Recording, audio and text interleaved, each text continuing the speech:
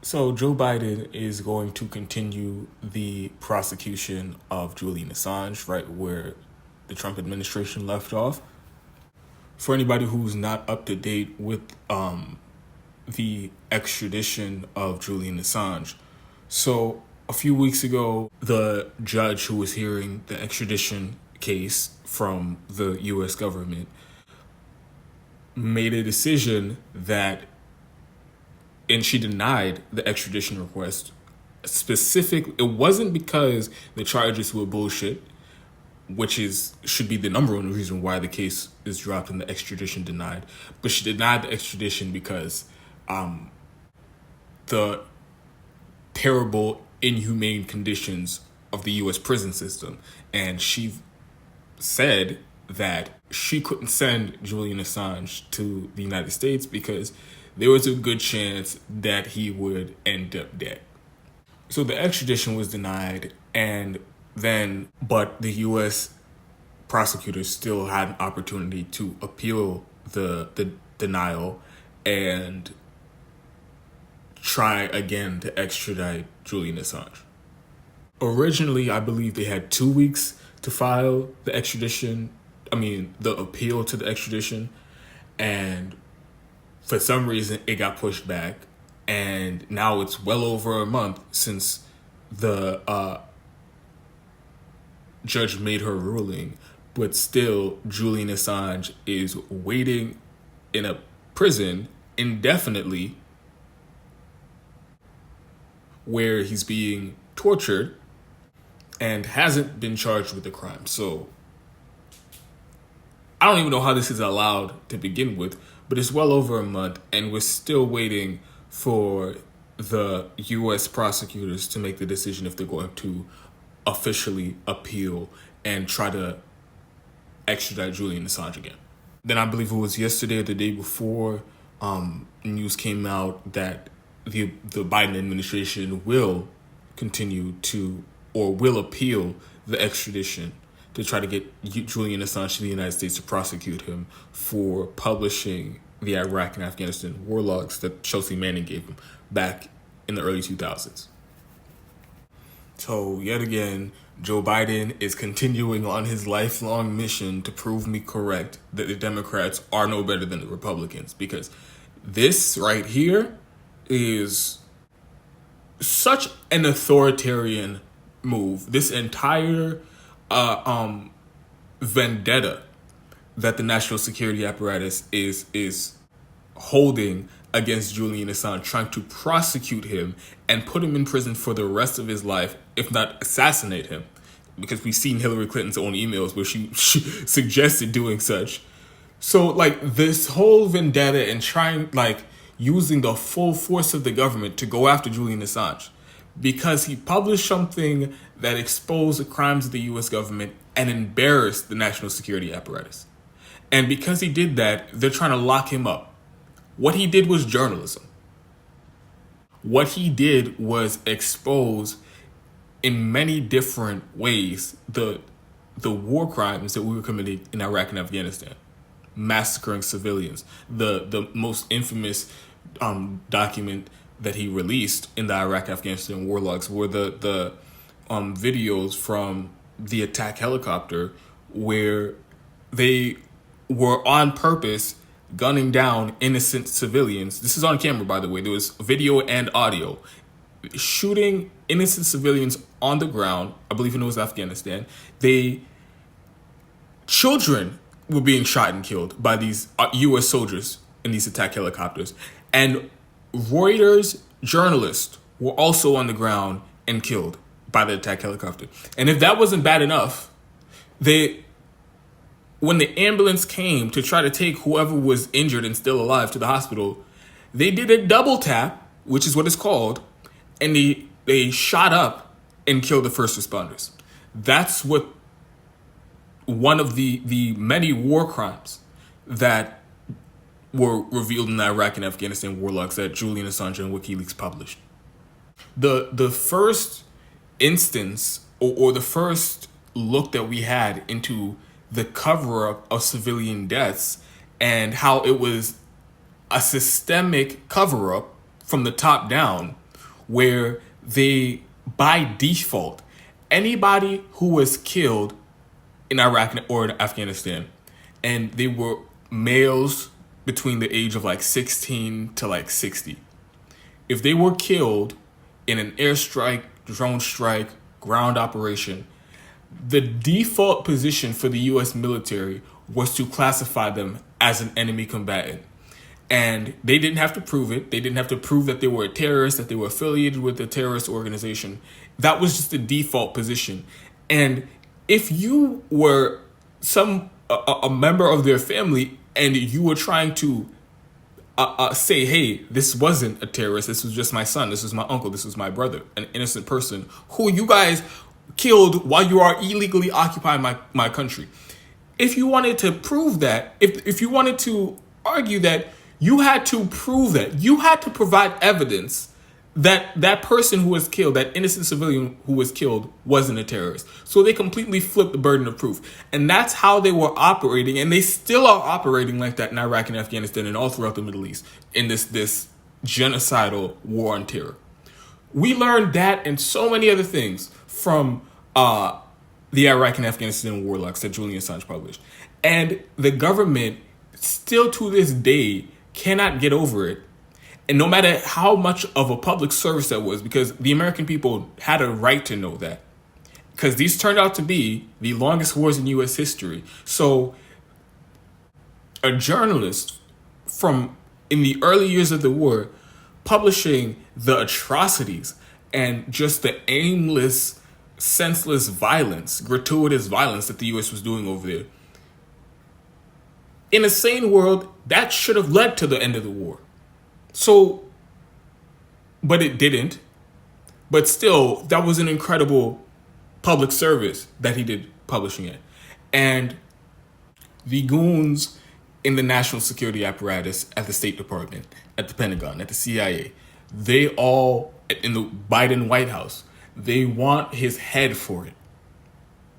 And like the more I talk about this story, the longer it goes on, the more details that you know emerge from it, and the more debates that are had over it. I am more entrenched in my position that Julian Assange should be released immediately. He should have never, ever been in prison. Of course, I always believe that he never should have been in prison, but still, the more time goes on, the more I double down and triple down on the position. Because it's not like I'm being like closed-minded, I'm being obtuse on purpose. I hear all the different arguments that people are trying to make as to why Julian Assange should be published. And not one, should be prosecuted. And not one of them are convincing. Not a single argument is convincing. And again, not even proving that he's guilty of a crime, but that he should even be prosecuted to begin with, because what he did was journalism. So nobody can provide a coherent reason why he should be prosecuted, but they're doing it anyway. So this is a disgusting assault on the First Amendment, on the freedom of the press, on the ability of journalists to actually do their job and expose the crimes of people in power and hold them to account for the public. This sets the precedent that if you say something that we don't like, we will put you in prison, and we will move heaven and earth to do so. It's arguably the most authoritarian thing that the Trump administration started, and of course Joe Biden is continuing it. And it's just a flagrant violation of the First Amendment. The spirit of it, the letter of it, every way you want to look at it. And it is disgusting how the so-called leaders of the left here in the United States have been silent on this. They've been silent on this since Julian Assange was dragged out of the embassy, even before then, since he was holed up in the embassy for fear of being wrongfully arrested or even assassinated. He was sitting in the Ecuadorian embassy where he'd been granted asylum for over 7 years, I believe. So that whole time, a journalist, a regular person, was being tortured and basically put in solitary confinement for doing journalism. And none of these people have said a fucking word about it. How many times you seen AOC and Ilhan Omar, Rashida Tlaib, the Justice Democrats or the Just Democrats, and Bernie Sanders? How many times you saw them clutch their pearls when Donald Trump did something?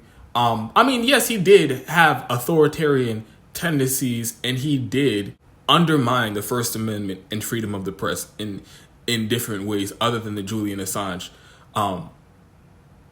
prosecution, but nothing on the scale of that. Nothing on the scale of that. But still, how many times you saw them clutch their pearls when Donald Trump banned like fucking Jim Acosta from the press briefings, or when he would make fun of Chuck Todd on Twitter or something like that? Like, they acted like that was such an affront to the First Amendment, and oh my God, every journalist should be afraid. He's coming after them. You can't question the government because they're gonna come after you. They were acting like that on things that were relatively minor and as time goes on, really just petty personal grievances. They were acting like that was the affront to the First Amendment. But actually prosecuting a journalist for exposing war crimes, doing the real work of journalism, investigative journalism, they have not a word to say about it. And even if it was just some regular ass journalist, any regular journalist you can think of who is being prosecuted, they should be saying something about it because the precedent still stands. But it's even more egregious because it's Julian Assange, because he's arguably one of the most important journalists of our lifetimes. And WikiLeaks is arguably, I would say, the most important journalistic outlets in the world for my lifetime.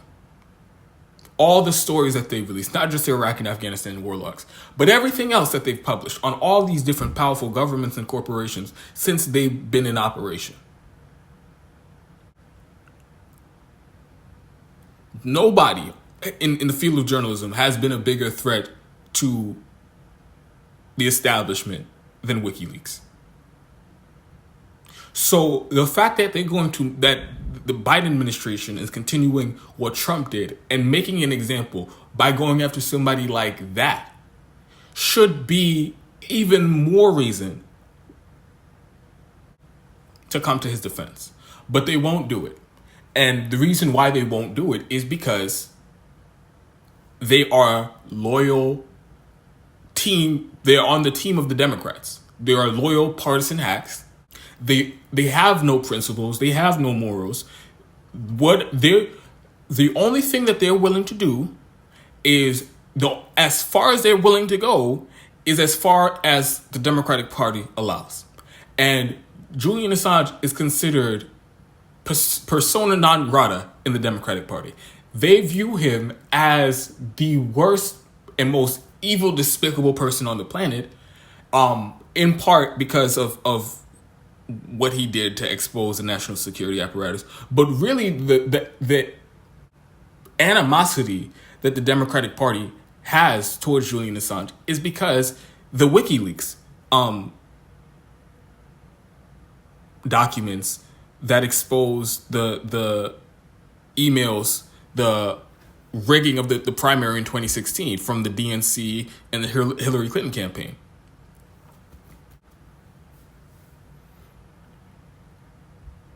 In another important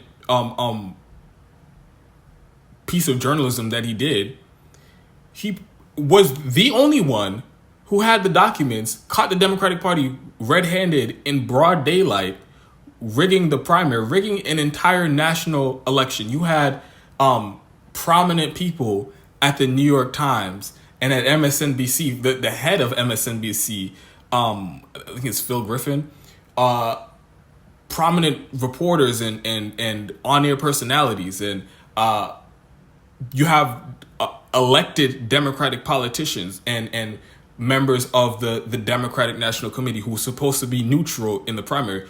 All of them were caught in broad daylight, in their own words, saying that they were actively rigging the primary to cheat Bernie Sanders in 2016. Nobody would have known that if Julian Assange didn't publish those emails. And so that's the reason why the Democratic Party they are gunning for him. They want his head because he showed that they're full of shit and they are just as liable to rig elections and to cheat the public as anybody else. I mean, it was elections fraud on the largest scale in U.S. history. And so because of that, anybody who wants to be a member of the Democratic Party in good standing, you can't say anything in defense of Julian Assange. You can't say, and even though the prosecution, the extradition has nothing to do with the WikiLeaks, it has everything to do with the Afghanistan and Iraq war logs that exposed war crimes. Even still, you're not allowed to say anything if you're going to be a good, loyal member of the Democratic Party. So that's why Bernie Sanders won't say anything about the biggest threat to the freedom of the press of our lifetime. That's why he won't say anything when his good friend Joe Biden is trying to lock up journalists for exposing the crimes of U.S. government. Because Bernie Sanders has no principles, he has no morals, and he doesn't actually, there isn't anything that he's willing to fight for. He just wants to be a member of the Democratic Party in good standing. That's all he cares about. So, and the same with all the Justice Democrats, the same with AOC, the same with Ilhan Omar, the same with Rashida Tlaib. Because there is no excuse. And I'm not even going to try to come up with play devil's advocate and come up with a list of possible reasons. There is no excuse.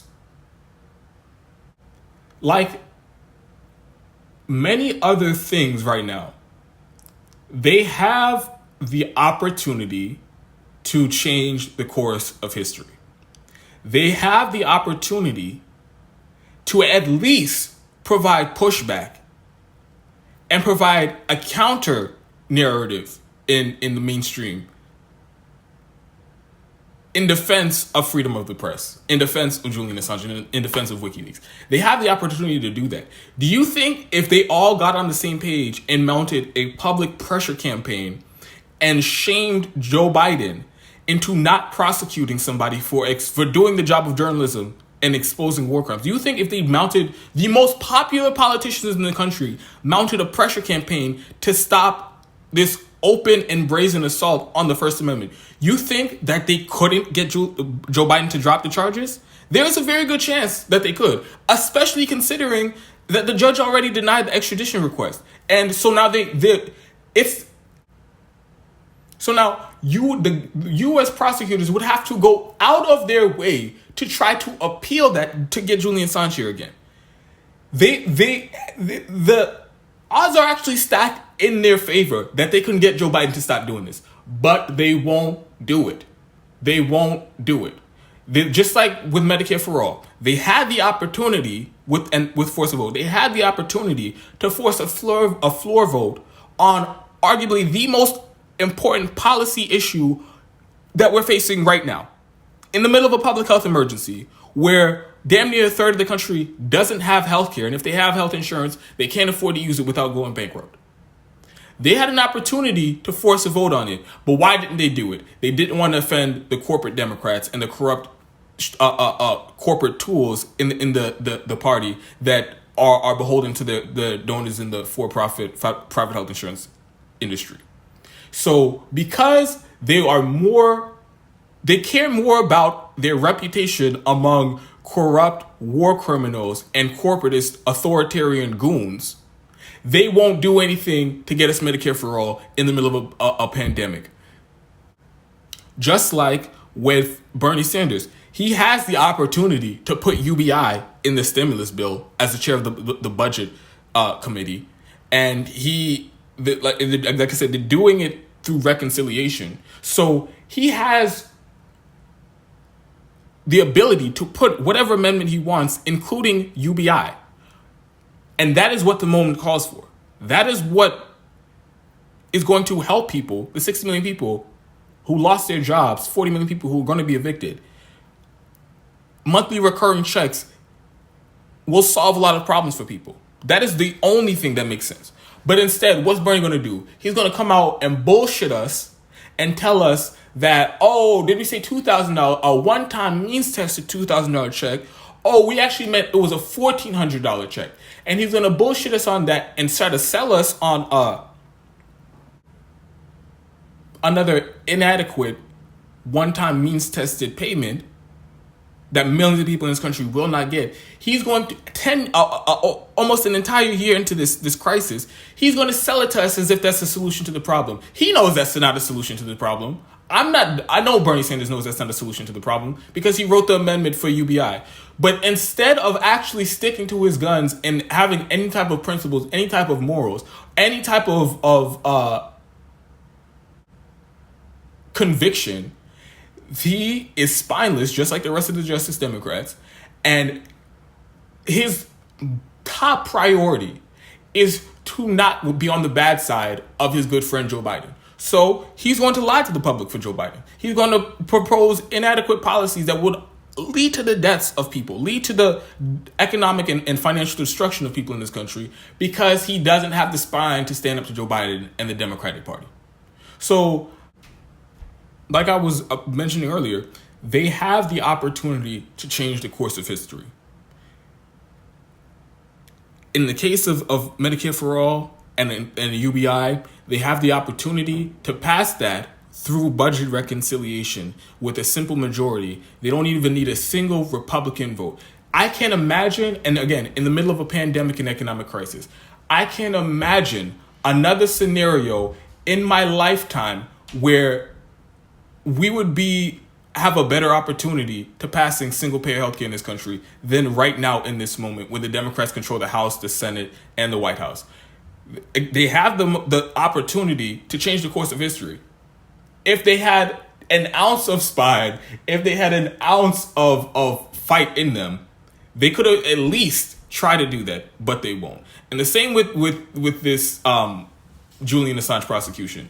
The U.S. government is trying to prosecute a journalist for doing journalism, and if they allow this to happen, if this does happen, it sets the precedent that any investigative journalist, anybody who like Daniel Ellsberg, who published the Pentagon Papers that helped end the Vietnam War, anybody who publishes the secrets of the U.S. government, which all journalists do, most journalists, they whether it's through their own sources in the government, a lot of the times they publish classified information. But if anybody does anything that embarrasses the government, publishes classified information that embarrasses the government, well, this sets a precedent that you don't even have to be a citizen in the United States. They will move heaven and earth to bring you to the United States to prosecute you and put you in prison for the rest of your life because you said something that the government doesn't like. And again, Bernie Sanders, AOC, they have the opportunity to try to shame Joe Biden into dropping this prosecution, but they won't do it. They haven't said a goddamn word about it. And for over a year now, almost 2 years now, and again, Joe Biden, Democratic president, about to pick up the prosecution where Donald Trump left off. And they aren't going to say anything about it. And if this does happen, if they do win this appeal for the extradition request, then it's open season on journalists in the United States and around the rest of the world. Because you think that other governments aren't going to try to do this? I mean, they already go after journalists all the time. But if they set the precedent that we will explicitly go after you for doing journalism, then of course every other authoritarian government around the world is going to do the same exact thing. So here we are. They're going to roll over like they do every other time because their top priority is to not offend the leadership of the Democratic Party, even if that means letting them get away with some of the most ridiculous and harmful policies that you can think of, like prosecuting journalists or denying or blocking single payer in the middle of a pandemic, Bernie Sanders and AOC, they will do it every single time because they have no principles, they have no morals, and all they want to do is fit in and be a welcome member in the club.